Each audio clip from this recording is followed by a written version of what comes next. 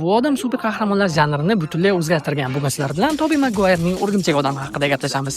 2002-yilda chiqarilgan birinchi qismda Tobi Maguire ko'plab sahnalarni yolg'iz o'zi hech qanday kaskadyorlarsiz amalga oshirgan. Aynan mana shu maktab oshxonasida bo'ladigan mana bu sahna 156 marta qaytadan dubl qilingan. Tobi Maguirening O'rgimchak odami tabiiy ravishda hech qanday qurilmasiz qo'lidan to'r chiqara oladi. Bu esa rejissor Sam Raimining kashfiyoti. Shuning uchun ham O'rgimchak odam uyga yo'l yo'q filmida qolgan ikkita o'rgimchak odamlar uni ko'rganda hayron qolishadi. O'rgimchak odam filmi o'zlarida eng qimmat kompyuter grafikasiga ega bo'lgan filmlardan biri hisoblangan. Aynan Dr. Octavius bilan bo'ladigan sahna uchun naq $30 million pul sarflangan. Yana bir fakt bor. Tobi Maguire O'rgimchak odam 3 filmda aslida chiqishi kerak emasdi, chunki uning shartnomasi allaqachon yakunlangan, lekin muxlislarning talabi bilan studiya uni yana ortga qaytargan va 3-qismni suratga olgan. Va nihoyat so'nggisi, O'rgimchak odam uyga yo'l yo'q filmida Tobi Maguirening chiqishi naq 14 yildan so'ng o'zining rolini qayta ijro qilgan Tobi Maguire ko'pchilikni hayajonga solib olgan.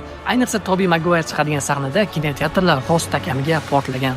Siz uchun eng yaxshi O'rgimchak odam ijrosi qaysi? Fikrlarni izohlarda qoldiring. Keyingi safar ular haqida ham gaplashamiz.